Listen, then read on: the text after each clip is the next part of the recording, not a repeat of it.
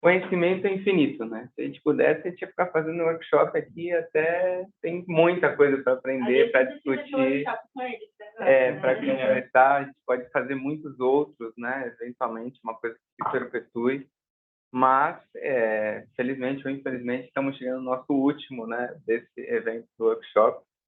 E, como eu disse, não dá para falar sobre tudo, mas atendendo mais ou menos duas, né, sugestões, uma do Diogo, não sei se ele está por aí, e também já era uma intenção nossa trazer um especialista, né, nesse sentido. A gente vai falar uma das melhores alternativas hoje dentro do ramo de vocês que a gente tem para investimento.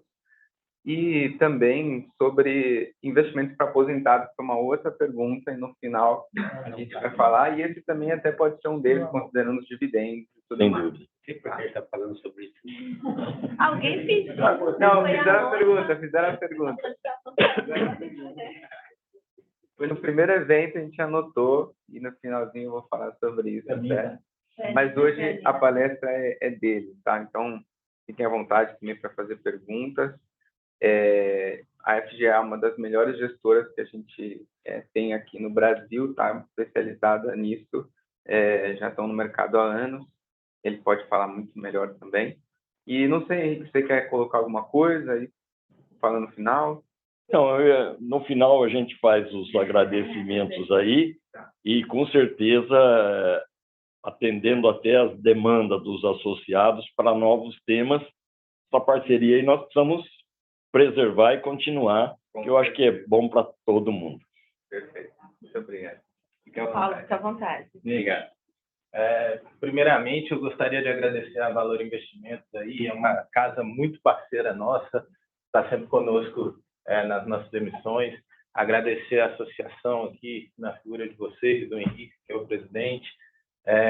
Eu sou o gestor do FGA 11, é um fundo listado em bolsa. Ele é um FIAGRO, né? Um produto que nasceu recentemente, a gente vai falar um pouquinho sobre o produto. E a gente tem uma expertise bem longa nesse setor. Então, é um produto que a gente vem trabalhando bastante, é um setor que a gente vê bastante potencial e a gente vai falar um pouquinho aqui, vou agregar. Quando o Kione me falou que a plateia era de engenheiro agrônomo, eu falei, me enrolei, né? Vou ensinar o padre a rezar a missa, né? Então, eu vou tentar colocar um pouco mais o agro com finanças, com produtos financeiros estruturados. Mas se alguém quiser entrar no agrícola também, a gente bate um papo, enfim, bem tranquilo. Obrigado.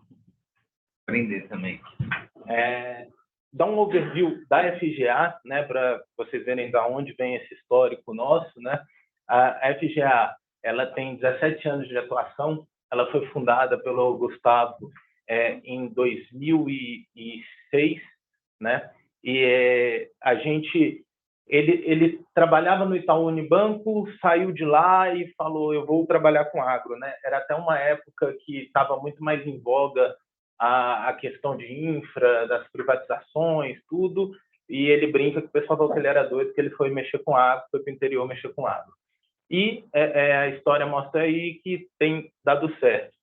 A FGA ela faz bastante consultoria, hoje somos aproximadamente 70 pessoas na equipe, muitas dessas pessoas ficam dentro de empresas, dentro de fazendas. A nossa expertise, realmente, o mais forte é o sucro energético. Então, quem trabalha, quem tem um pouco de sucro, vai conhecer empresas que a gente já assessorou, assessora, e a gente trabalha tanto no agrícola, no financeiro, tanto ali naquela hora, com certeza, muitas dessas empresas são empresas longevas, de dezenas de anos, tudo, o pessoal conhece bastante, mas às vezes precisa alguém com olhar de fora. Então, por isso, várias empresas, inclusive listadas, têm conselheiros externos. Não é que o dono não saiba fazer o próprio negócio dele, mas opiniões de fora também são bem-vindas. Então, a gente ajuda, muitas vezes, numa fixação de preço do açúcar. Olha, vamos travar logo porque está num preço bom. Vamos alterar o mix. Várias das empresas que a gente trabalha, elas produzem tanto açúcar quanto etanol. Então, você vê um cenário igual aconteceu agora há pouco, de uma canetada mexendo nos impostos, trazendo o preço do etanol para baixo. É hora que essas empresas têm que prestar atenção e fazer um trabalho, mudar o mix, ficar mais açucareiro. Então, assim, a gente está sempre ali do lado deles, ajudando. Nesse nosso caminho, a gente emitiu mais de 20 bilhões em financiamentos, então, é realmente desde lá de trás.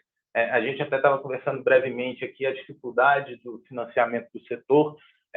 Imagina há 15 anos atrás, né?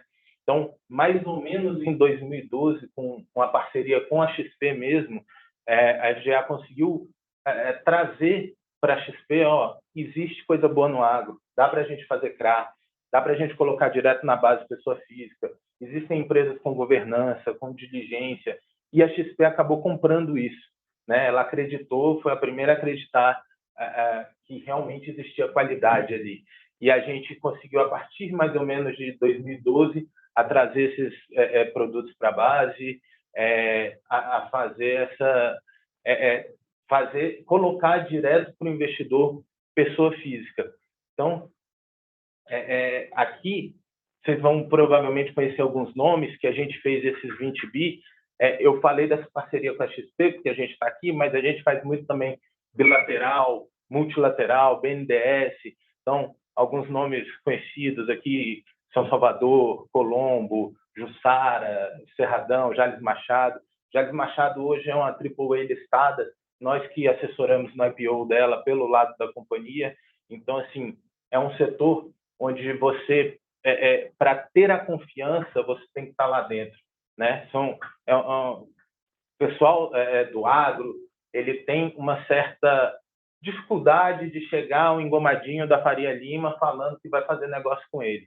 Então, assim, a gente brinca que a gente é a gestora que fez o caminho contrário, né? A gente é do agro, a gente só brinca a gestora caipira, porque a gente veio de lá, tanto é que a sede da FGA é em Ribeirão Preto, né? E a sede da gestora é aqui em São Paulo. Aqui um pouco do potencial, né? Talvez seja um pouco de chover no molhado, mas, enfim, a gente sabe que o agro ele tem um potencial imenso, a expectativa de crescimento da população é que atinja quase 10 milhões de pessoas até 2050. Então, a gente vai precisar isso vai, consequentemente, empurrar a produção, ter de aumentar a produção, e a gente sabe que produção precisa de terra. Então, o fato do nosso país ter um tamanho continental é um enorme diferencial. E a gente pode ver, tem muita gente com certa ignorância bate no agro, mas hoje existe muito maior, 66% é de vegetação nativa. E dado que o agro ele é intensivo em capital, ele é intensivo em tecnologia, cada vez mais a gente vai conseguir produzir, aumentar a produtividade, utilizar menos terra para produzir mais. Então, assim, o Brasil ele está na frente, ele é um dos principais players e ele ainda tem essa vantagem do nosso tamanho, da nossa potência econômica. Aqui um pouco que eu falei, nós somos o terceiro em exportação de alimentos e produtos agrícolas. Primeiro é a União Europeia, né? Então talvez podemos excluir eles, então a gente ficaria só atrás dos Estados Unidos, né? Que também é uma potência agrícola. Se vocês verem aqui do lado, a gente está sempre aí primeiro, segundo, o único que nós somos terceiro e quarto é frango e milho, e mesmo assim crescendo bastante, tanto na produção quanto na exportação.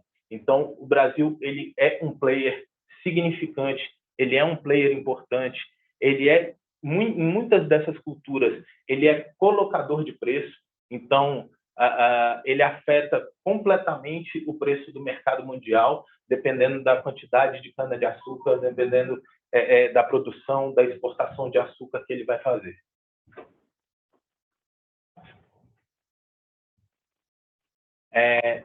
Aqui o valor bruto da nossa produção, né? Você vê aí a soja ela ainda ganha de larga vantagem, mas também, como eu falei, milho, cana, café, somos bem representativos. Acho interessante também a questão do PIB. Você vê a participação e o valor bruto do agro sempre crescendo no PIB, né? A gente teve anos aí que teve, infelizmente, todo mundo passou por uma pandemia, acabou dizimando o PIB de serviços, tudo, e quem sustentou a nossa economia, quem fez o Brasil entregar ainda um PIB, teve ano de PIB negativo, mas quem ainda sustentou foi o agro. Então, você vê assim, a participação do agro na nossa economia real, ela é gigantesca, ela é muito importante. Daí que a gente encara com um enorme potencial tudo que a gente ainda tem a fazer junto com o agro, junto com a economia real do agro e a economia financeira. Aqui um pouco do financiamento, né? Para vocês verem o tanto que a gente ainda consegue fazer, né? Aqueles 493 bilhões é só endividamento bancário e mercado de capitais. Então, a gente estima que se ainda colocar cooperativas, deve ir para uns 700 bilhões. Hoje a gente tem um plano safra estimado em 250 bilhões de reais. Então, você tem um déficit de financiamento muito grande. De todo este volume, os CRAs só representam 67 bi. Então, assim, é um mercado financeiro engatinhando. E, assim, o que a gente está vendo bastante são pessoas como vocês que têm um conhecimento de agro já, fazer uma migração para o mercado financeiro. Tem pouquíssimas pessoas no mercado financeiro que sabem fazer essa interface. Ou o cara sabe fazer crédito, finanças, ou ele conhece do agro, do setor, conhece empresas do setor. Então, quem consegue fazer essa junção está se dando muito bem, está indo muito bem no mercado. Desses 67 bi, acho válido lembrar também que a gente tem as grandes empresas da pecuária, né? Então, você vai ter aí as gigantescas emitindo 1, 2, 3 bilhões em um ano só. JBS, Minerva, Marfrig. Então, se você tirar essas gigantes, você vai ver ainda que para o produtor rural mesmo, aquele cara menor, ele não tem acesso, ele não tem condições de tomar. A gente está falando agora, a dificuldade para se fazer uma CPR era imensa. A tecnologia vem ajudando, isso tende a melhorar, mas ainda é pouquíssimo representativo. Então, esse mercado de CRA, esse mercado financeiro, ele tem muito a crescer no agro ainda. Ô Paulo, se você me permite, esse foi o objetivo da IASP, fazer essa parceria com vocês e a gente desmistificar essa negociação, essa parte financeira do processo. Então, eu acho que é muito importante essa palestra sua aqui para nós, porque começa a tirar as dúvidas de como e quanto é grande a nossa possibilidade de crescer nesse mercado aí, porque nós temos a garantia da produção, nós estamos lá na frente com a produção na mão. Exatamente. Se tivermos a CPR, podemos evoluir nas várias letrinhas, nas sopas de letrinha aí do mercado.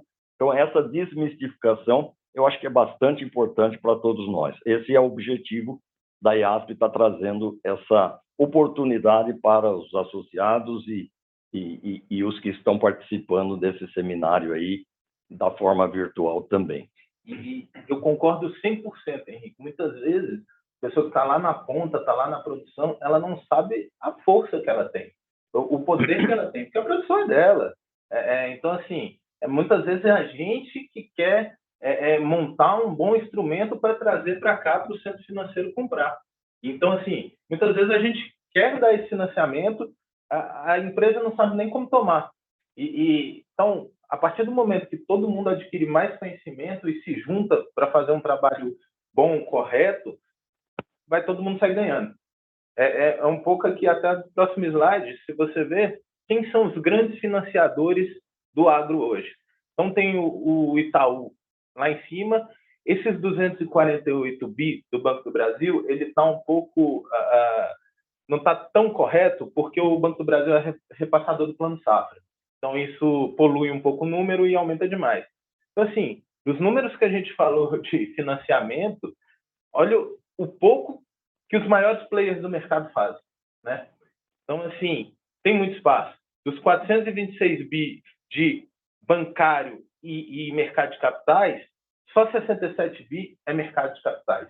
Então, assim, o mercado de capital, os fiagros, eles vão entrar para valer nesse mercado, eles vão ganhar espaço, eles vão ser, eu não digo nem competitivos, eles vão ser complementares aos grandes bancos, porque a demanda por capital é tão grande que nem os grandes bancos conseguem prover sozinhos, a gente está vendo aqui, e nem o mercado de capitais consegue. Então, assim, vão ser complementares esses dois na hora de financiar o agronegócio. E daí a gente entra na indústria de fiagros, né?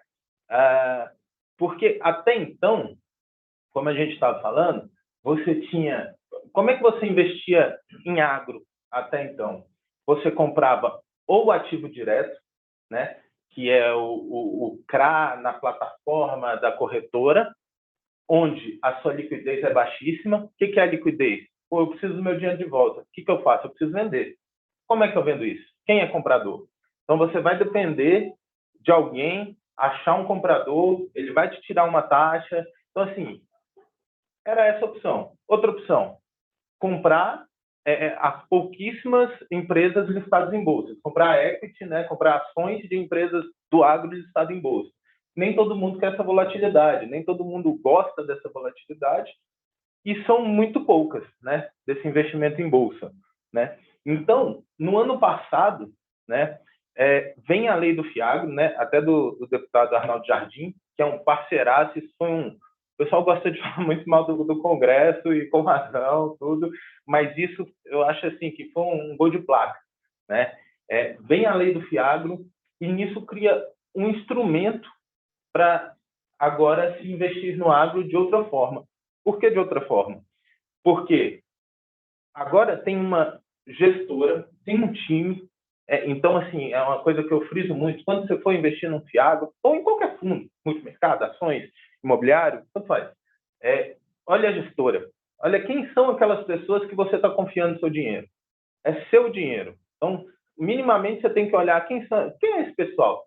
Eles têm história nesse setor? É a mesma coisa de hoje eu FGA e falar, gente, eu abri um fundo de ações. Como é que você entende de ações? Quando você fez gestão de ações? Então, assim, agora, teoricamente, em algumas casas, você tem um time especializado no setor, que conhece, que consegue ver tanto macro quanto agrícola, o cenário, consegue analisar a empresa para quem você está dando o dinheiro. Então, assim, você está com uma expertise no setor. Liquidez. Muitos fundos, existem dois tipos de fundos, os que são listados em bolsas e os que não são. Os que são listados em bolsa, como nós, ele tem liquidez em 2 dias. Então, assim, ele tem aquela certa volatilidade de bolsa, menor que de ações, porque a cota é bem atrelada ao valor patrimonial da cota, mas ele tem liquidez em 2 dias. Então, precisei do meu dinheiro, quero vender algumas cotas do FIAGRO da FGA, entra no meu home broker da XP, vou lá, vende, pronto, 2 dias o dinheiro está na conta. Então, agora você tem liquidez, né? Hoje, o nosso fundo, ele negocia aproximadamente 1,5 milhão por dia. Então, é uma liquidez suficiente para alguém montar e desmontar uma posição sem ficar mexendo muito no valor da cota, né? Então, agora tem-se vantagens. Com o fiagro, acabam se criando 3 tipos de fiagro, né? Um é o fiagro imobiliário, que assim, é o que mais tem hoje. Ele é o fiagro, porque o fiagro imobiliário, né? O que acontece? A lei, a partir do momento que o Congresso sanciona, que o Congresso aprova, o presidente sanciona, tudo, a lei está valendo. E é claro que o mercado vai querer fazer. Só que a gente tem uma figura aí no meio que é a CVM. A CVM falou, eu não consigo fazer uma instrução tão rápido. Então, usem a instrução de fundo imobiliário, que é bem parecido, né? Tem a isenção do imposto de renda para pessoa física, que é um ponto importantíssimo, que a gente acha que foi muito que fomentou a indústria de imobiliário. Então, a CVM fala, usem a instrução de fundo imobiliário até eu conseguir escrever uma instrução de FIAGRO. E aí, por isso que o FIAGRO ele é praticamente um primo do fundo imobiliário. Então, você tem o FIAGRO, FII, que são, em geral, são fundos de crédito. Por que de crédito? São fundos de dívida. Eu estruturo uma dívida para a empresa. Eu vou até entrar mais em detalhes mais na frente como é essa estruturação, mas, assim, são instrumentos de dívida. Você não vai ver num fundo desse ele comprando uma fazenda. Você não vai ver num fundo desse negociando o futuro de café. Não, é instrumento de dívida, é CRA que vai estar lá dentro. Existe um trabalho hoje que está sendo feito para liberarem de fazer direto a CPF. Vai ser aprovado, vai ter, mas por enquanto ainda é o CRA, é um instrumento de dívida. Então eu tenho uma dívida com aquela empresa, ela tem uma dívida comigo, na verdade, né? Então, assim, tem lá a estrutura de pagamentos, tantas amortizações, tudo, e ela tem que me pagar. Se ela não me pagar, eu vou atrás das garantias, tudo, por aí vai. Tem o FIAGRO FIDIC. Esse é bastante interessante também, mas, como eu falei, como foi uma coisa feita bastante rápida e não tem um fundo imobiliário FIDIC, acaba que esse o pessoal ainda está batendo um pouco mais de cabeça e não tem tantos. Se eu não me engano, tem 2. Mas a gente tem quebrado bastante a cabeça de como fazer um melhor modelo. E aqui pode sair muito produto interessante. Porque, por exemplo, no meu FIAGRO imobiliário, as operações que a gente tem lá dentro são operações corporativas. São empréstimos para empresas que têm estrutura de capital, tudo. Aqui, no FIAGRO FIDIC, eu posso fazer uma coisa mais recorrente. Eu posso ir nas tradings, eu posso ir nas vendedoras de insumo que dão linha para aquele cara pequeno da ponta, para o produtor pequeno da ponta. E aí eu posso fazer um produto com risco estatístico. Muitas CPRs, e é daí que a gente falou, não faz sentido nenhuma CPR ser 15 mil, porque inviabiliza o produto. Você põe muitas CPRs de pequenos devedores, onde você aceita que vai ter uma certa inadimplência e estrutura um produto para isso, com a taxa de juros suficiente que consiga compensar aquela inadimplência que vai ocorrer. Vai ocorrer a um pequeno produtor, são inúmeros pequenos produtores. Aí nisso você faz uma trava de concentração, eu não posso ter mais de 3% da alocação em um único produtor. Então, com isso, você pulveriza seu ativo, você pulveriza onde você está investindo e consegue fazer esse tipo de produto. A minha concepção, e a gente uma hora vai montar é que vai ser um produto bem interessante. A gente só precisa entender melhor as restrições, onde a CVM vai atuar aí.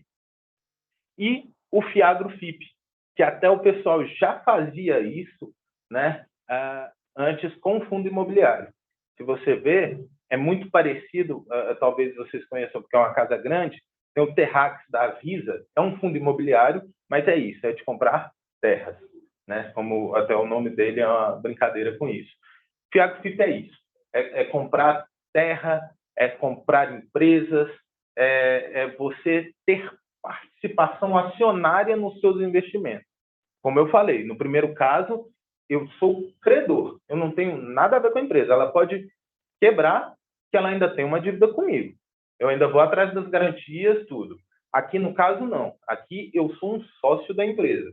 Se ela for para o vinagre, enfim, claro que tem N tipo de acordos, mas você é um sócio. Você vai ter que se virar como um sócio, né? Aqui, um pouco do ritmo de crescimento dessa indústria. Como eu falei, a lei é do ano passado, o primeiro nasce no último trimestre, né? Então, hoje, já foram feitas 30, isso aí foi desde o início, já foram feitas 30 emissões, então a gente estima que deve ter aí rodando já uns 22 fundos, 23 fundos, porque alguns fundos, já, como o nosso, fez já 2 emissões. Então, você vê, a gente fez aí a gente, o mercado, né? 4,72 bilhões já de emissões. Então, são 4,72 bilhões que a gente já captou dos investidores para emprestar para o setor agro. Então, assim, o potencial, gente, é grande, é enorme. Aí eu comparo um pouco com os fundos imobiliários, que é uma indústria muito mais antiga, né? Muito mais. A lei é até anterior, mas eu vou dizer que os fundos imobiliários deslancharam, aumentaram a sua grande quantidade mesmo a partir de 2011, 2012. Então, assim, é muito mais antigo. E mesmo assim, você vê que a gente está aparecendo, está indo. Aqui, a gente teve, neste ano, 108 emissões de fundos imobiliários, totalizando 10,8 bilhões de fundos captados, né, de dinheiro captado. Enquanto a gente teve 20 emissões de FIAGROS, 3,5 bilhões captados. Então, assim, não era nem para estar perto, com certeza, mas você vê que é um tamanho já 30%. Uau! Essas emissões foram em bolsa? Nem todas. Nem todas. Como eu falei, tem os fundos que a gente chama de CETIPado, que são fundos que não são negociados em bolsa. Qual é a vantagem deles? Não tem a oscilação da cota de bolsa. Qual é a desvantagem? Não tem a liquidez em 2 dias. É aquelas coisas, né? Não dá para ter tudo, né? Não dá para ter tudo. O que eu queria? Até para oferecer, porque eu sei que eu ia captar um monte. Um produto sem volatilidade e com liquidez. Eu não consigo fazer os dois. Então, assim, os fundos certificados têm essa vantagem. Um exemplo, falo porque é um parceiro nosso, tudo, o fundo da Kijane, é um fundo legal certificado, mas ele não é negociado em bolsa. Se você precisar vender, você vai ter certa dificuldade. Por outro lado, ele não tem volatilidade. Se você falar, eu vou carregar isso os dividendos, vou ficar recebendo meu dividendo, porra, obrigado, cara, foi uma coisa que eu pulei. Uma característica muito parecida com um fundo imobiliário é o pagamento de dividendos mensal. Não tem de ser mensal. Você é obrigado a todos os rendimentos que você teve no fundo, 95% no semestre, você é obrigado a distribuir. Então, eu posso distribuir mensalmente, eu posso distribuir semestralmente, mas no máximo semestralmente eu tenho que distribuir esses dividendos.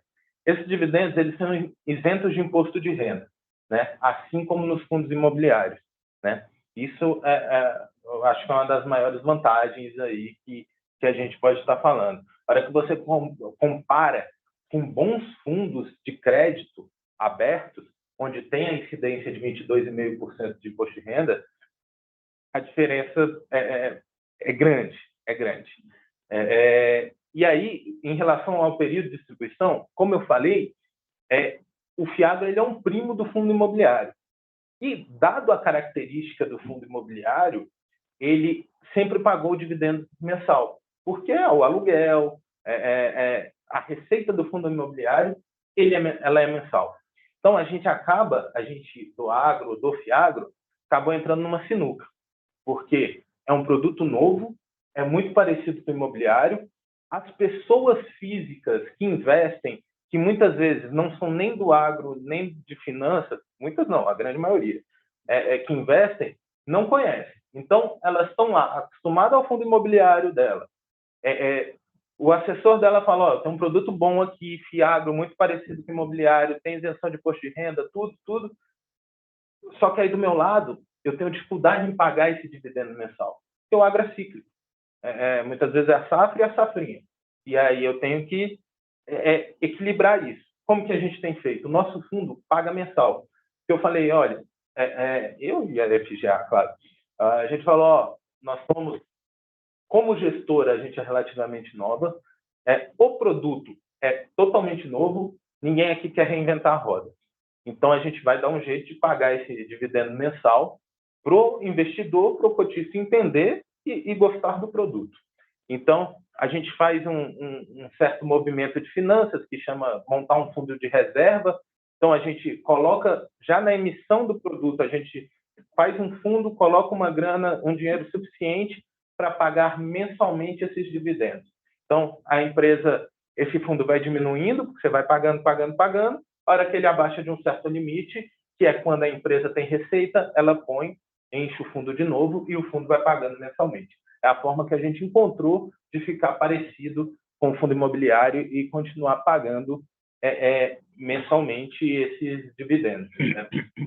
Voltando aqui, então a gente está aí hoje em 30% do fundo imobiliário, das emissões de fundos imobiliários. Só que se você for comparar a economia real, então a gente viu um pouco antes, a representatividade no PIB, do agro hoje, no PIB, está em aproximadamente 22%. É um cálculo difícil, mas que a gente, buscando várias fontes, a gente estima que a indústria da construção civil ela representa 5%. Então, a gente está falando em mais de 4 vezes o tamanho na economia real. E assim, então, a gente tem um largo caminho para conseguir, para chegar lá, para aumentar essa representatividade financeira de um setor real que é tão maior. Fora que ainda tem as qualidades do agro, né?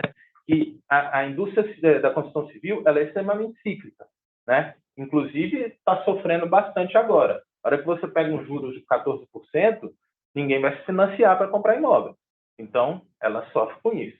O agro, ele tem muito mais defesa, né? O agro, ele é exportador por natureza. Então, você pega um câmbio lá em cima, o agro está exportando. Como a gente viu aí acontecendo, né? O agro exportando, segurando nosso PIB. Porra, subiu os juros, abaixou o câmbio, que tem? Mercado consumidor interno do tamanho desse Brasil. Então, assim, é um setor mais resiliente, antifrágil, né? Ele não anda tanto com os ciclos macroeconômicos do país, né? Tanto é que a gente tem na carteira empresas aí quase centenárias, né? Alcoeste, Jales Machado, Jales é um pouco mais nova, mas, enfim.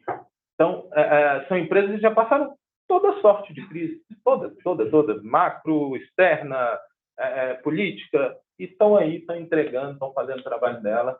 Então, é um pouco de um setor que tem muito aí a entregar, sempre entregou e agora está trazendo opções financeiras aí para a gente.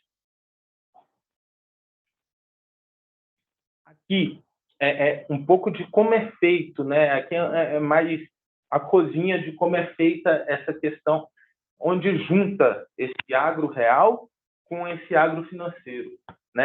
A gente chama de originação, estruturação e desembolso, né? Que é identificação da oportunidade. Qual que é a grande diferença de estar com uma gestora, de estar com um time que é do agro? Ele conhece, ele sabe onde ir, ele sabe onde buscar oportunidade, né? Não adianta. Se, por mais que seja para oferecer financiamento, se vier um cara aqui da Faria Lima que nunca pisou no agro, que nunca viu nada do setor, bater na porta de uma empresa dessa, oferecer dinheiro, ele não vai fechar negócio. Ele não vai. Ele não tem a confiança, ele não sabe como conversar. Essas empresas são extremamente bancarizadas, né? Por exemplo, eu tenho na minha carteira lá Batatais, é um duplo A da S&P. Então, assim, todos os bancos do mercado batem lá, né? Então, essa parte da originação, e não é só no agro, tá, gente? O imobiliário também tem muito disso. Se for ver os melhores fundos imobiliários, que o histórico é mais longo, são pessoas que eram do setor. São caras que já trabalharam em incorporadora, que conhecem, sabe para quem ligar, sabe quem é o CFO da Iven, da Brookfield. Aqui é a mesma coisa. Pô, quero fazer um negócio, ligo lá, falo com o dono da Batatais, vou em Ribeirão Preto, visito a fazenda, vou na Alta Mogiana. E assim, é a parte mais difícil, gente. O que você toma de chá de cadeira, vamos ver. Putz, não, mas o banco me deu muito melhor. Não, eu tenho plano safra aqui, a DI mais nada. Não, mas calma, vamos aqui, a gente te dá mais prazo. Então, tem toda uma negociação por trás disso para você colocar esse cara na mesa. Colocou, você fez a melhor proposta. Muitas vezes, maioria das vezes, a proposta de um fiagro ela não é a melhor em taxa. A gente não consegue competir em taxa com dinheiro subsidiado do governo e com o capital dos bancões. Então, muitas vezes, maioria das vezes, nós não seremos o melhor em taxa. Então, como que a gente consegue o negócio? Agilidade, prazo. A gente consegue dar mais prazo. Por exemplo, meu fundo é fechado, ele não tem resgate. Então, assim, eu consigo comprometer com esse cara que eu não vou puxar o dinheiro dele em 7 anos, em 8 anos, né? Então, assim, você tem que arrumar outros argumentos para atrair, já que você não vai ser o melhor em taxa, né? A gente, o processo de emissão, esse processo aqui, se vocês forem pensar em bancos, ou até um bilateral BNDES, é um processo que vai demorar minimamente 3 meses, né? Muitas vezes o pessoal precisa de grana na hora. O agro ele é intensivo de capital, ele precisa de dinheiro, né? E assim, a gente consegue fazer isso em 1 mês. 1 mês a gente consegue fazer isso. Então, assim, você oferece para o tomador agilidade, você oferece um maior prazo, ele já te conhece, no nosso caso, FGA, ele já te conhece de outros carnavais. Em algum momento a gente já assessorou eles a tomar uma dívida, a tirar um rating, a fazer um IPO. Então ele sabe que o seu trabalho é sério, que não vai ter sacanagem na continha, porque assim, chega um momento que é muita conta, é taxa, fluxo de pagamento, ele sabe que ele não vai tomar uma tungada ali. Então, você oferece outras coisas além de taxa. E é lógico que a taxa também não está de completamente fora. Não adiantaria nada eu oferecer tudo isso e enquanto o banco está dando a CDI mais 2,5, eu estou dando a CDI mais 5. O cara não vai tomar, eu posso ser o mais ágil do mundo. Então, é uma composição de fatores. Trouxe o cara, consegui, fechamos o negócio. Assinamos o que a gente chama de term sheet. Term sheet são as principais características daquela emissão. Então, vai estar ali, ó, quem é o devedor, quem é o emprestador, volume, forma de pagamento, taxa, garantias, covenants. Para quem não sabe, covenants são instrumentos para agilizar o recebimento caso dê problema. Um exemplo de covenant. Tem uma sigla financeira que chama EBITDA, que é a geração de caixa operacional de uma empresa. E é muito importante você olhar o tamanho da dívida dela em relação à quantidade de caixa que ela gera. Justamente você falar, pô, esse cara tem uma dívida desse tamanho e gera isso aqui de caixa, ele vai demorar 20 anos para pagar a dívida dele. Então, assim, a gente sempre põe um limite nessa aí, seja 2 vezes o endividamento EBITDA, 2 vezes e meia, sempre tem um limite. Estourou isso, passou disso, a gente fez a apuração trimestral, semestral ou anual da empresa, sempre com balanço auditado, fez lá, olhou, essa razão está maior que o que foi estipulado, 2,5, 3, ó, senta na mesa, como é que você vai resolver isso? Você não me dá um plano de solução crível, vai vencer seu produto. A gente vai acionar essa cláusula e você vai ter que me pagar agora. Claro que isso é muito delicado, né? Porque muitas vezes o cara está com a corda no pescoço, você faz isso, ele vai para o RJ e você está no vinagre também. Então, assim, mas são instrumentos para melhorar essa concessão de crédito, para que eu não fique simplesmente aqui, ó, dei um dinheiro de 6 anos para o cara e vou ficar esperando ele me pagar daqui a 6 anos. Não é assim que funciona. Então, eu tenho instrumentos para agilizar esse pagamento caso eu veja que a situação da empresa está piorando. Em geral, nas nossas operações, o pagamento de principal, se for uma operação de 30, 50 milhões, esse principal, ele fica para o final, justamente é uma carência grande, é uma coisa que as empresas consideram, mas eu tenho juros mensal. Então, se eu combinei com a empresa que ela vai me pagar CDI mais 3, esses juros mensal, ela vai me pagar todo mês. Final do mês, a gente calcula quanto deu o CDI mais 3, ela paga. CDI mais 3, e esse dinheiro eu uso para pagar a amortização mensal, o dividendo mensal do fundo. Então, sai da empresa, vem para o fundo, do fundo vai para o investidor, para o cotista, né? E aí, lá no final, ela vai pagar o que a gente chama de principal, que foi o valor realmente acordado, sem juros, que foram 30, 50 milhões, o valor que foi acordado pela empresa, né? Então, assinou o term sheet, está lá todas as condições, todo mundo de acordo. começa uma parte extremamente burocrática, se vocês me permitem, chata, que tem que ser feita com extrema minúcia, que é trazer todo mundo para a mesa. Vem a gente, que é quem empresta o dinheiro, vem a companhia, que é quem toma o dinheiro, vem o legal, né, que é a banca de advogados, vem o que a gente chama de que é a securitizadora, né, que no final tem um papel bastante importante, e vem o banco liquidante. Ou seja, sentam 5 empresas na mesa, cada um encostado na parede, né? Ninguém quer estar exposto nessa hora, porque é ali que vão ser definidos todos os documentos, todos os juridiquês, toda aquela coisa assim, detalhe a detalhe. E assim, se der tudo certo, pagar certinho, mensalmente, o principal, ninguém nunca mais vai olhar esses documentos. Agora, se der errado, é ali. É ali que, não, e quem errou, cadê o problema? Vamos executar a garantia. Pô, cadê a garantia? Fez um georreferenciamento das terras? Aquela terra já foi dada em garantia para outro lugar. Não checou isso na due diligence? Então, assim, aquela velha coisa. Deu tudo certo? Foi. Não deu? É onde começa a briga. Então, esse é um momento extremamente importante. Todo mundo ali montando essa documentação, esse instrumento de dívida, que a gente fala assim, o CRA, a CPR, e talvez não seja tão palpável. O que é isso? É um instrumento de dívida, um catatal de documento, assim, falando tudo, tentando cercar de todas as opções que podem acontecer de problema. Para se der um problema, ó, aconteceu isso, a solução está aqui, é essa. Todo mundo assinou, se alguém não quiser cumprir, vamos para a justiça, né? Então, essa é a parte da estruturação. Estruturou,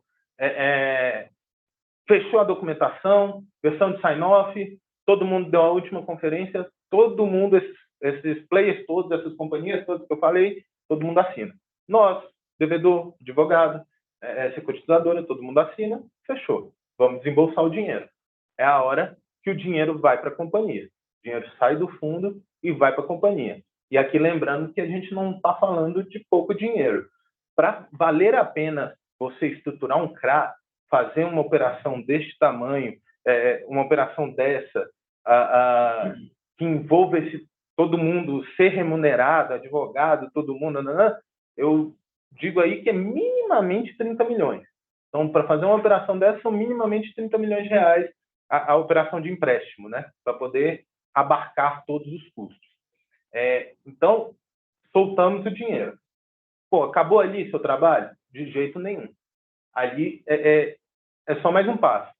Eu estou lá, toda hora eu estou lá, eu vou bater um papo, aquele pegar no feeling, tá lá, você vai ver o canavial, essa cana não está do tamanho que ela deveria estar, você vai bater um papo, como é que está o ATR dela, e a chuva, como é que está? Por exemplo, essa safra, a chuva demorou um pouco mais para chegar, você vai um pouco, porque você pensa, pô, então ele vai conseguir exportar tanto, isso vai dar tanto de receita, ele tem que me pagar tanto, ele tem aquelas outras dívidas. Então, assim, o investimento ele só termina quando você é repago. Depois que te repagaram, aí sim acabou. E nem tanto acabou, porque aí você viu que o cara é ponta firme, que ele honrou o que ele combinou com você, ele te pagou, você vai querer fazer outra operação com ele. Começa tudo de novo. Começa tudo de novo. Você vai fazer todo esse fluxo, toda essa coisa de novo, de fazer um trabalho e negociar e trazer de novo. O cenário econômico mudou, o cenário macro mudou, mas você vai ter interesse em fazer a operação. Então, nosso fundo, por exemplo, que é fechado, não tem resgate, é um dinheiro perene, isso só vai crescer, isso só vai aumentar. Hoje, nosso fundo tem 330 milhões, um fundo fechado, ele cresce à medida que você faz novas emissões, né? Então, a gente alocou o fundo inteiro, tá? Os 330 milhões alocados. A gente vai chegar para o mercado e falar, mercado, eu tenho mais boas operações, né, que eu preciso de mais dinheiro. E aí você monta outra emissão do valor que você achar adequado, você, junto com a distribuidora, achar adequado. vou fazer uma emissão de 200 milhões. Você vai captar mais 200 milhões, bota para dentro do fundo, começa a estruturar e solta para as companhias esses 200 milhões. É assim que se dá o crescimento de um fundo fechado. Então, a gente estima, vocês viram aí, que fizemos 30% do volume de emissões de fundo imobiliário, a gente estima que dos dois lados isso ainda vai crescer muito. A demanda do capital do agro ela é muito forte, e dois, existem pessoas querendo investir, buscando essa rentabilidade isenta de imposto de renda. Por exemplo, no mês passado, a nossa cota base, a nossa cota de emissão foram R$10, né? E a gente distribuiu 15 centavos de dividendos isento de imposto de renda. Eu estou falando de 1,5% no mês isento de imposto de renda. Como eu falei, se você ainda grosapa isso com imposto, você está falando de 1,85%, 1,86%. São quase 2% de rentabilidade em um mês. Num cenário completamente adverso, num cenário onde eu tenho uma guerra no exterior, eu tenho um Fed subindo juros, eu tenho uma eleição dentro do Brasil. Então, você vê aí... Só para colocar, às vezes, voltando um pouquinho atrás, né, o fundo imobiliário ele é uma alternativa no setor imobiliário, né? Se antes, eu tinha um apartamento, meu apartamento me paga 0,6, talvez, né? E aí você tem um problema de reforma, você tem um problema do risco, né, de um imóvel só, do inquilino, tem várias coisas que a gente acaba tendo dificuldade e problema em investir em um apartamento, né, como se fosse investimento, e aí surgiu também os fundos imobiliários, que é justamente para você diversificar esses riscos e ter ganhos maiores e entregar isso também para pessoas mais capacitadas, né? Só voltando atrás, tudo isso que ele está explicando mostra que não é qualquer um que tem que fazer, né? São os melhores nisso, realmente você tem que entender muito a fundo do quesito, mas a diversificação é muito importante. Acho que... Gente, e aí era basicamente isso. Eu não sei se era isso que vocês estavam procurando, né? Tentei trazer junto o agro com as finanças. Se alguém tiver qualquer pergunta, qualquer dúvida, a gente continua o bate-papo aqui. Mas era basicamente isso. Ficou faltando alguma coisa? Paulo, tem uma questão. Nós temos mais ou menos 3 milhões de propriedades agrícolas, aí de 1 a 4 módulos fiscais, mas a grande maioria até 10 hectares. Como é que vocês começam a tratar isso? Porque é um pessoal que foge de banco, e o agro é um negócio seguinte: você pode fazer o melhor preparo do solo, melhor semente. A partir desse momento você reza. Você reza, porque você nunca sabe o que vai acontecer. Então, é um negócio que sobe e desce, e para um pequeno agricultor, muitas vezes, é mais difícil até trabalhar essa questão. Olha, desculpa, seu nome? Guilherme. Esse microprodutor, ele ainda realmente, o mercado de capitais ainda não vai conseguir chegar nele. Realmente é o que você falou, é muito pequeno, ele não consegue se proteger. A garantia que ele pode dar que a terra dele não vai fazer sentido em relação ao tamanho de uma dívida que eu vou dar para ele. Então, realmente, tem que ser pensado, talvez, naquela questão do fiado FDIC, que aí são várias CPRs pequenas, você consegue dar um dinheiro pequeno para ele, mas, ao mesmo tempo, tem que ser um dinheiro que resolva a vida dele, né? Um cara desse não tem condições de botar um pivô, de fazer um sistema de irrigação. Então, sim, talvez ainda vá demorar para chegar nesse cara, nesse microprodutor.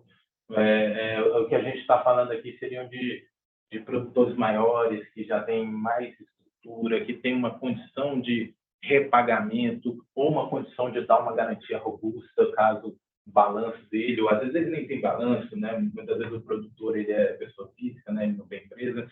Então, esse micro, acho que ainda vai demorar um pouco para chegar nele. O Paulo, você... Oi, tem pergunta aqui. Não, pode, por favor, Henrique, você tem preferência. Não, por favor, fique à vontade, Penólio. Eu gostaria, por favor, se você me permite, Paulo, nesta mesma linha do Guilherme, de retomar o tema do acesso ao financiamento, do crédito, à grande massa produtora do agronegócio brasileiro. que é o pequeno e médio. O que você considera na tua argumentação, eu acho que ela é bastante pertinente, mas a demanda, como você colocou, ela é super crescente. Ela cresce muito.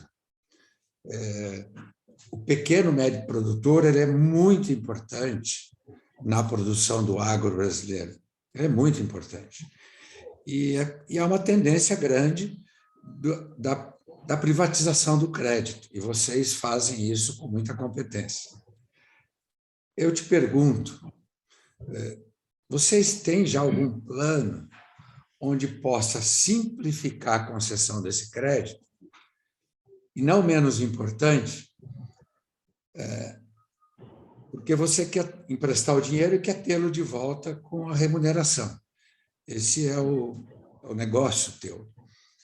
Agora, a garantia do produtor é o que ele produz. O que vocês pensam com relação ao engenheiro agrônomo, o profissional das ciências agrárias, que tem conhecimento, que tem o domínio para contribuir com vocês neste grande filão da privatização do crédito? Desculpa ter me alongado, Paulo e Henrique. Acho que são duas questões, né? Sim. A primeira, eu digo isso, eu acho difícil, pelo menos num curto prazo, o mercado de capitais chegar a esse produtor tão pequeno.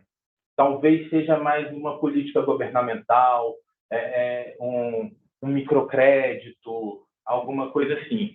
Como eu falei, os custos ainda são altos para você estruturar uma dívida.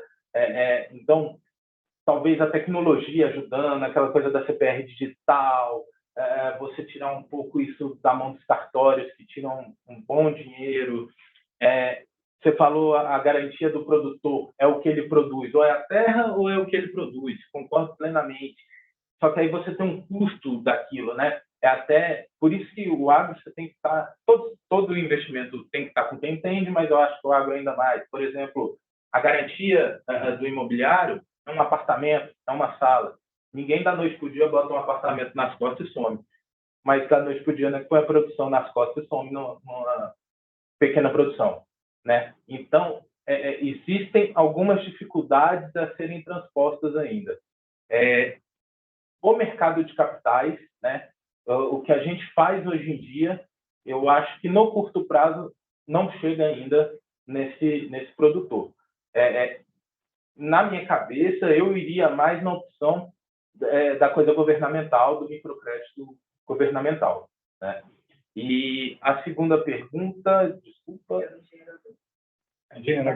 Isso, boa.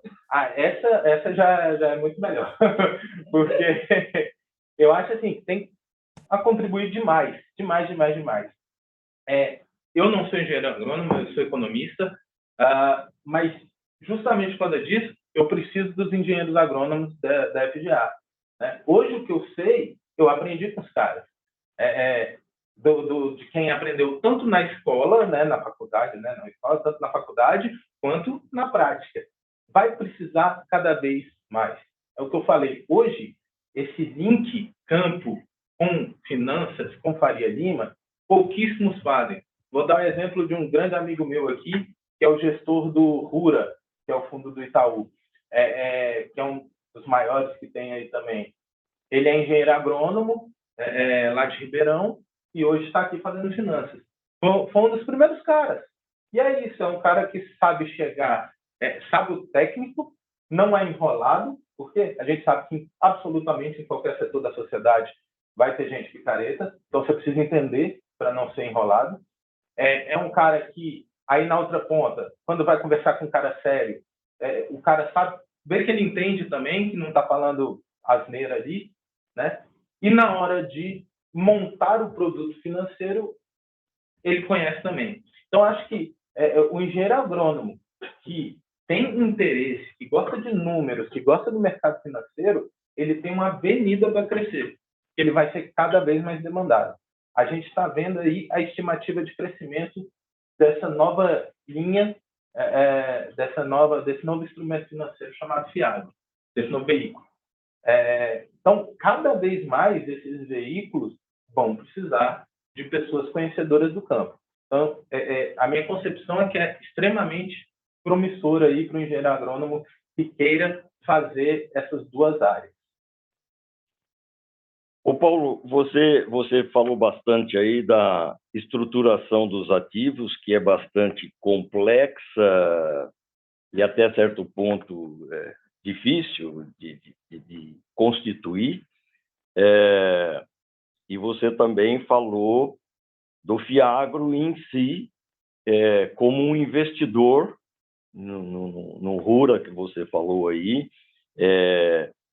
mas e também do acesso ao crédito oficial, mas que é travado. O Plano Safra desse ano nós já sabemos que já esgotou, não durou 2 semanas. Quer dizer, é um dinheiro marcado, é um dinheiro restrito, né? Ele é restrito, é mais barato, e só resta ao agricultor e ao mercado mesmo se conseguir com 14, está bom, né? Hoje, se conseguir com 14, está bom. Que já é um absurdo, mas é o que nós temos hoje e o mínimo que vai conseguir é com 14%. Mas importante também para nós, e tudo isso daí lastreado, como a pergunta do Fenólio aqui, cada vez mais sempre lastreado pela CPR. Não importa se é um grande produtor, me corrija se eu estiver errado, por favor. Mas não importa o tamanho da propriedade. A garantia dele é a produção, mas o papel que gera essa garantia é a CPR. Então, o grande, seja pequeno, médio ou grande, para ele ter acesso a um crédito, ele vai ter que dar uma garantia, que a produção é a física, mas a que faz o negócio é a CPR. Então, hoje, eu acredito que a CPR ela se tornou uma ferramenta muito mais entendida e valorizada e também regulamentada, que, como você falou hoje, existe a possibilidade de se fazer a CPR digital, que facilitou muito. A gente viveu o tempo aí de você fazer a CPR e ir atrás de um cartório que está a 200 quilômetros, 300 quilômetros da minha propriedade e pagar o preço e pagar o preço que o cartório quisesse na época, que eram valores, inclusive, altíssimos, mas entendo que, e como você falou aí, a estruturação do ativo é complexa, valores altos, é feita toda essa análise de risco que você descreveu aí, mas eu também sou um investidor, estou colocando, generalizando. Então, por que eu devo aplicar num fundo, num Fiagro? Por que eu devo aplicar nisso? A pergunta é essa: por que eu devo aplicar num fundo Fiagro? Vamos lá. Algumas vantagens, Henrique. Claro, você conhece tudo do agro, mas, como eu falei, o grande público investidor não conhece. Então, primeiramente, se eu falar para ele de Raizen, talvez Raizen conheça, porque está muito na mídia, mas vamos botar Jales Machado, Triple A, cotado em bolsa. Batatais, duplo A da S&P, duplo A mais da S&P, o cara não vai ter a mínima ideia do que eu estou falando. Se eu botar esse nome e botar um nome que aí eu não vou citar, mas uma que está em RJ, ele não tem a mínima ideia de qual que é a boa e qual que é a ruim. Então, primeiramente, é você ter um time que conhece daquilo ali, né? Por isso que eu falei. E aí, não só no Fiagro, qualquer setor, qualquer investimento financeiro, quem é que está investindo meu dinheiro? Esse pessoal conhece mesmo o que eles estão fazendo, né? Porque o que me interessa é o dividendos, né? Eu vou aplicar no risco. E o risco? Porque assim, acaba que o pessoal olha muito, e tem que olhar para o dividendo.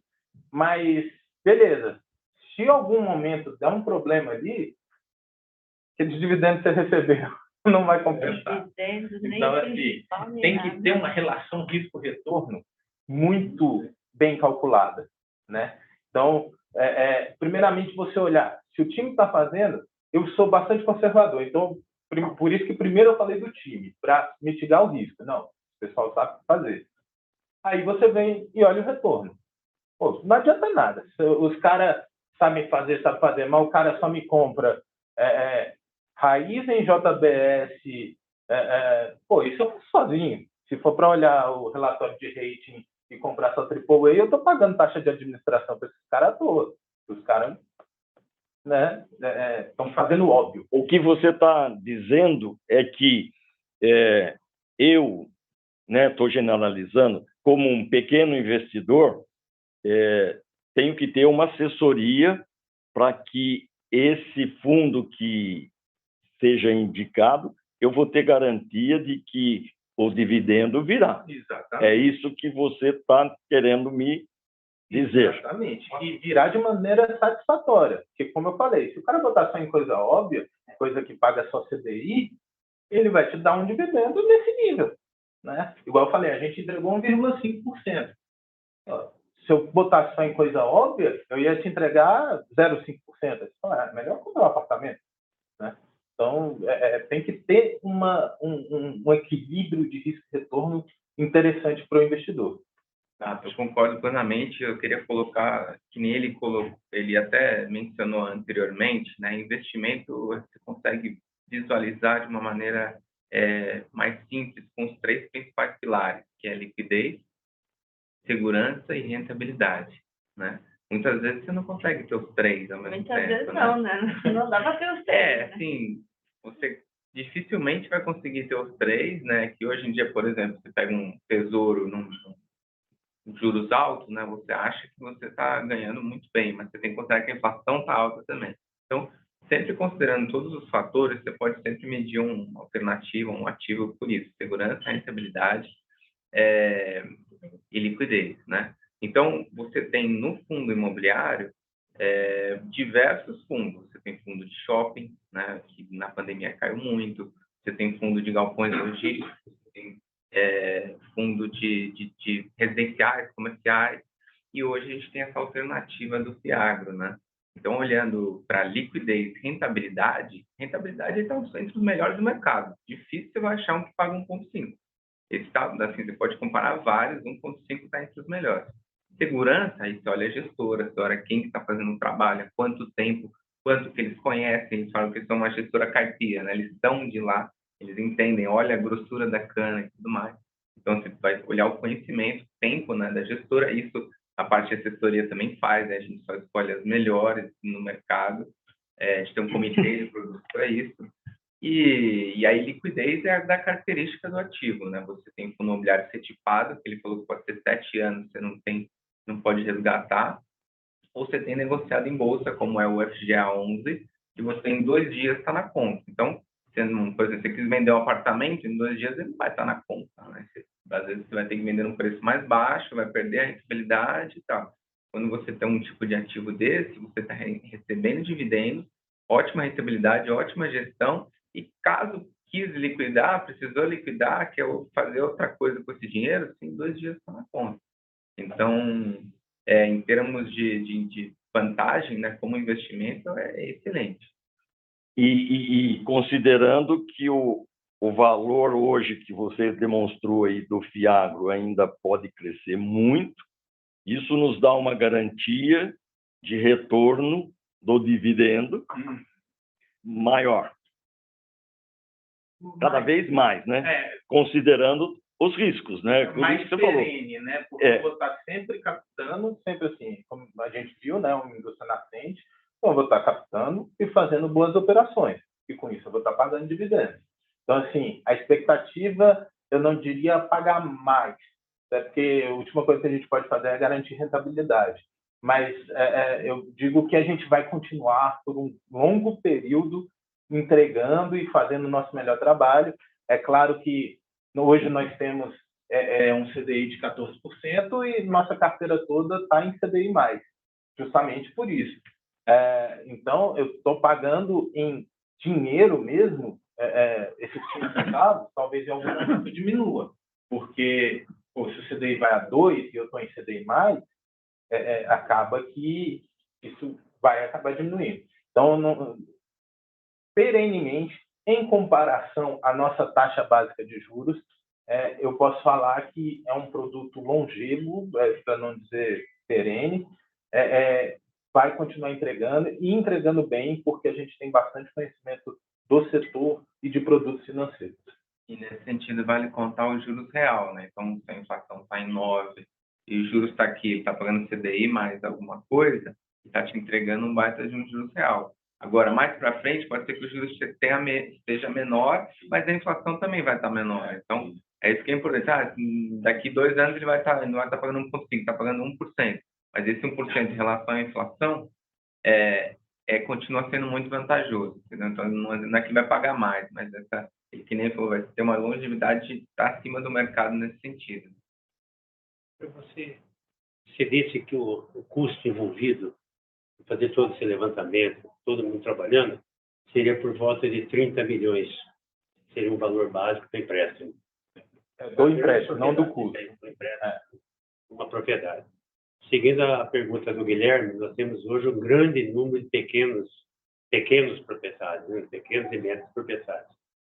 Para eles, 30 milhões, às vezes, é um valor bastante grande. Isso aí não poderia ser feito através de um pool de propriedades ou cooperativa?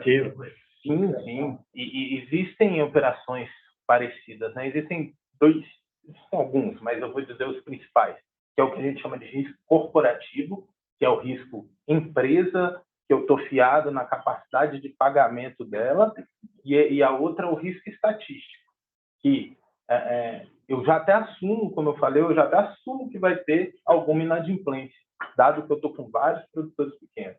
Mas aí, por exemplo, eu não tenho como conhecer cada um daqueles proprietários pequenos, produtores pequenos. Eu não sei quem é sério, quem não é, quem está apertado, quem não está. Então, muitas vezes, quem faz esse tipo de operação, ele está junto de uma cooperativa, porque ela já conhece. Ou então, ele pega e faz junto com uma trading, só que a trading dá aquela linha curtíssima de 3 meses, 4 meses. Então, peraí, então eu vou entrar com dinheiro grande para você dar mais linha, mas eu quero toda a análise de crédito desses caras, histórico, que você já trabalha com eles. Ou então, por exemplo, tem 2 fundos conhecidos, né? Um com a Cargill, um com a Singenta. Então, assim, cara, aí o que você faz de trava para você receber seu dinheiro? Se você inadimplir comigo, a Cargill ou a Singenta para de te vender. Para o cara parar de consumir Cargill ou Singenta, porque realmente ele não é sacanagem, ele quebrou mesmo. Então, assim, são formas que você faz, que aí eu chamo de risco estatístico, para você se proteger e ter seu dinheiro de volta. Até porque, quando eu falo o dinheiro não é meu, né? O dinheiro é do cotista, do investidor. Eu tenho um dever fiduciário de fazer um trabalho correto, uma análise correta daquilo ali. Então, eu quero o dinheiro de volta, eu preciso desse dinheiro de volta. Então, para eu entrar nesse cara muito pequeno, eu não vou entrar com fazer um CRA com uma CPR. Qual o laço do meu CRA? Por exemplo, a minha operação com qualquer uma delas, com Lins, minha operação com Lins. É um CRA com lastro em uma CPR. O devedor é Lins. Eu não vou fazer isso com um cara desse. Eu sei que se der ruim, ele não tem como me pagar. Então, eu vou fazer um CRA com lastro pulverizado. Um CRA com 50 CPR. E aí, consigo chegar nesse cara. Eu vou fazer isso sozinho? Não vou. Eu não conheço o crédito desse cara. É impossível, humanamente possível, eu analisar o crédito de um por um, pessoas físicas, sem balanço auditado, sem a estrutura financeira. Então, eu vou atrás de quem já faz isso. Eu vou atrás da cooperativa, eu vou atrás da vendedora de insumo, eu vou atrás da revenda, para que, junto com aquela expertise que ela adquiriu empiricamente, né? Porque ela adquiriu na tentativa e erro, né? Ela está lá há anos, ela sabe quem paga, quem não paga, quem atrasa e acaba pagando. Então, eu preciso trazer um cara desse para a mesa para ele me ajudar a fazer essa operação. Mas poderia ser uma alternativa ao que eles estão comentando, né, para micro e médio. Sim, no caso você falou setor sucroalcooleiro, tem muito fornecedor.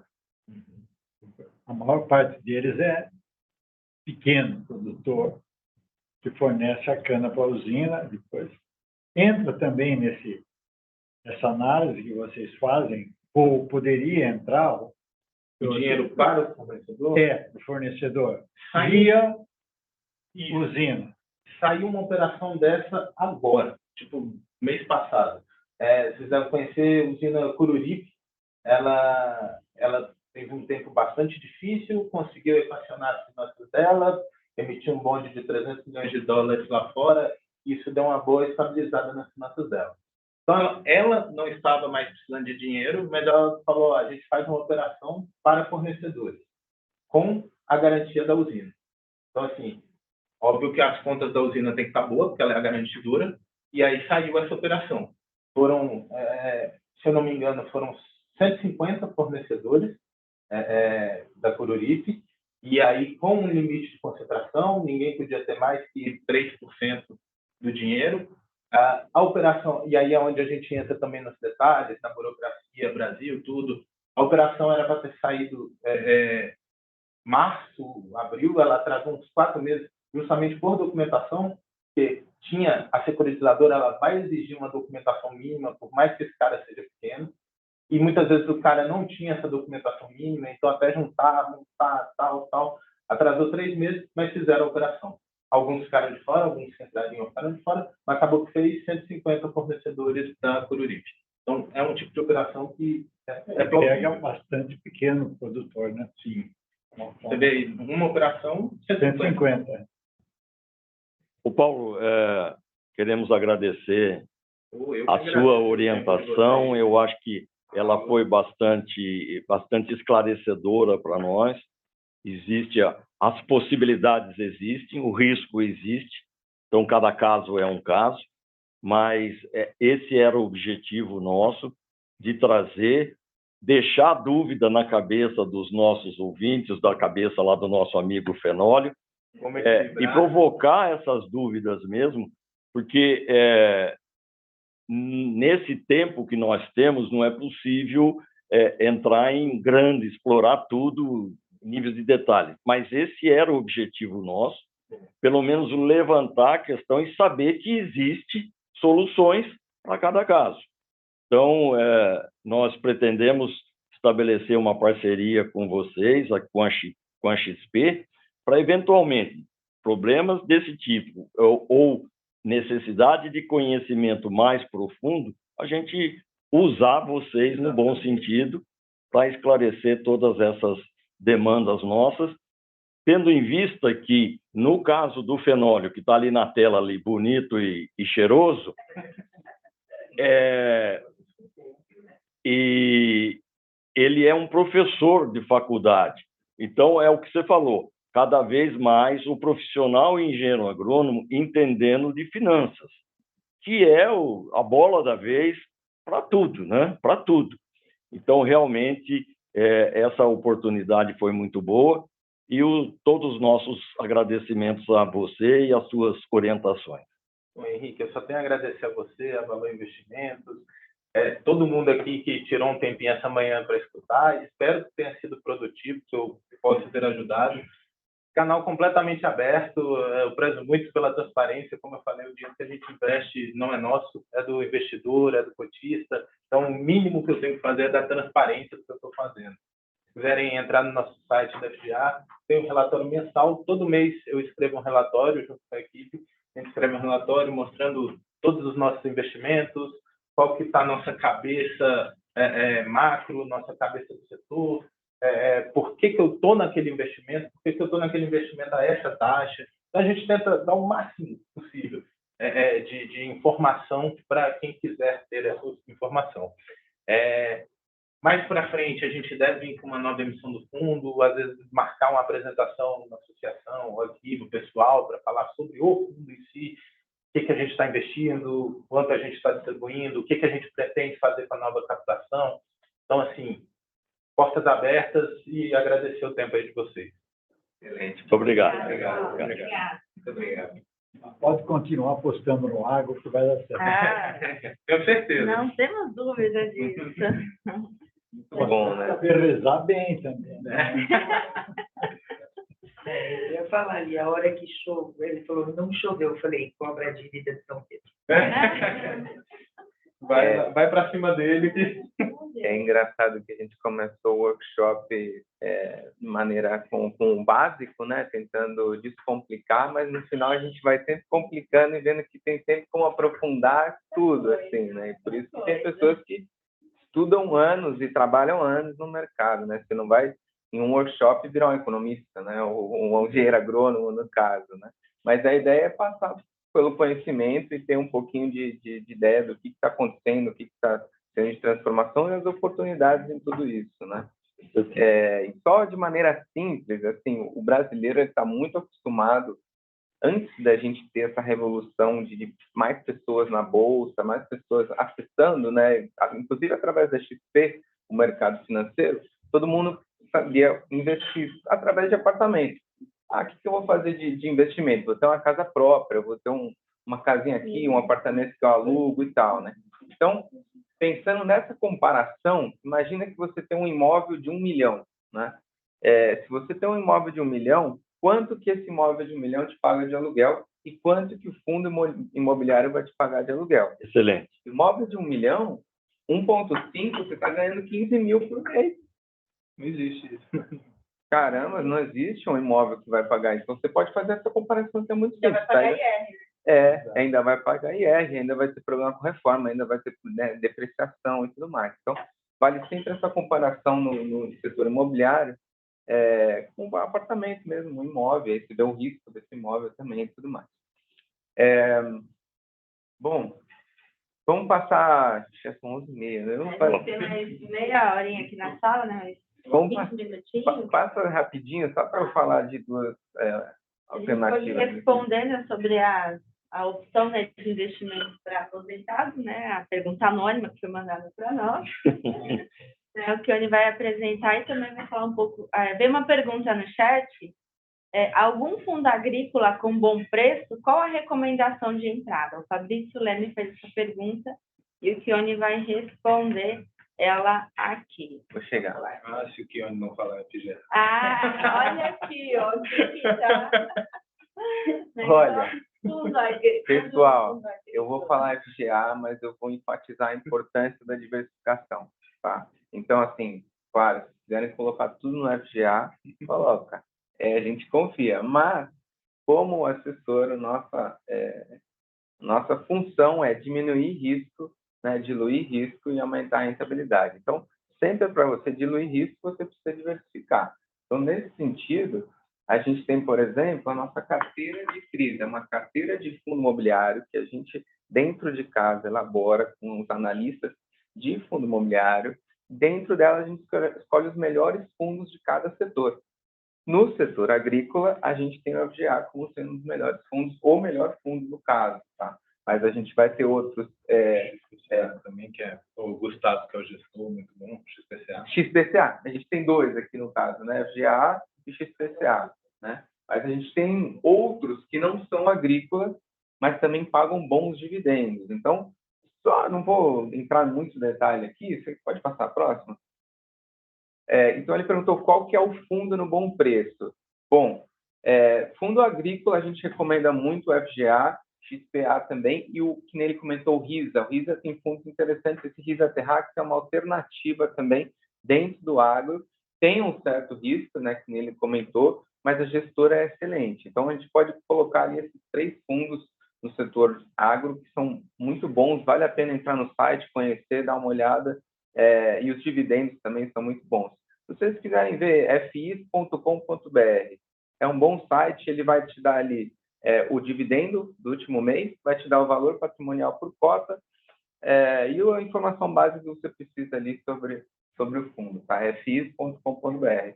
Mas só para ter uma ideia, ele falou de 1,5, tá? A nossa carteira diversificada, a gente teve mais ou menos acumulado, né, em 6 meses, 7,7, e é quase 1,28 ao mês, tá? Então, pô, mas está menor que o FGA, está menor.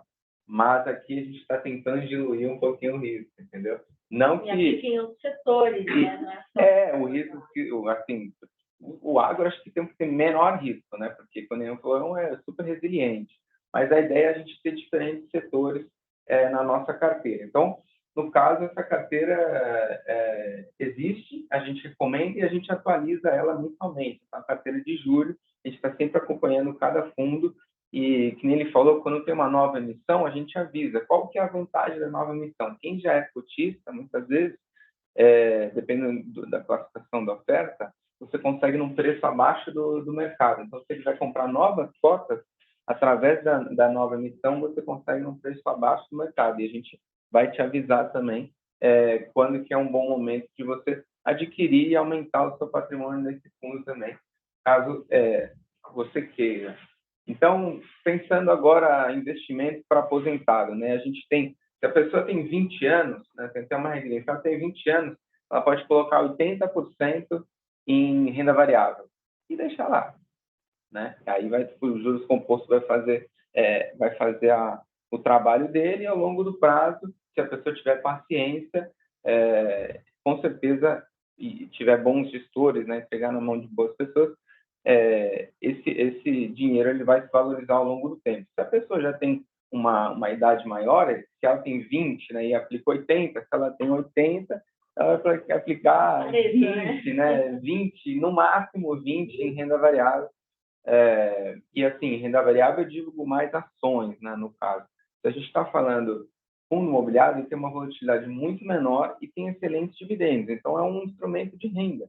Você quer complementar a sua aposentadoria, você quer precisa também, às vezes, dar dinheiro para um neto na faculdade, alguma coisa assim, você pode. Esse aqui eu coloquei para essa renda, para me dar essa renda para isso. Tá? E essa é uma ferramenta excelente para esse tipo de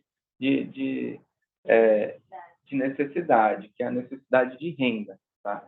Então, o outro importante, se você não usar esse dinheiro, se você não resgatar todo mês, quero resgatar esses 10 mil todo mês, tudo bem. Se você não quiser, você reinveste e aí vai os juros compostos fazendo. Também que tem a valorização. Tá? E aí depois a gente vai ter a carteira de dividendos de renda fixa. Então, a gente vai ter dois instrumentos aqui de renda. Primeiro é o fundo imobiliário, a carteira de fundo imobiliário, o FGA11, e a carteira de renda fixa, que justamente é uma alternativa também segura para você investir, emprestar dinheiro, no caso, né, e receber uns juros por isso. Você pode, dentro dessa carteira, investir em NTNB, que é Tesouro Direto, né, que é considerado um dos investimentos mais seguros que tem no mercado, ou crédito privado, né, que a gente comentou da outra vez. Crédito privado muitas vezes tem isenção de impostos, a taxa é um pouquinho maior, só que você tem que ver exatamente qual que é a empresa que você está investindo, né? Qualquer uma que você vai investir. Então, a empresa precisa dos analistas especialistas em renda fixa para falar, olha, essa aqui vale a pena, essa aqui talvez não vale tanto a pena. Tá? E acho que a gente pode ficar aqui prolongando, né, muito mais sobre isso, mas só um detalhe, você, por exemplo, NTNB paga juros semestrais. Só que se você pegar uma NTNB que vence em 2027 e outra que vence em 2028, você vai ter uma renda trimestral, porque cada uma vai pagar em diferentes datas. Né?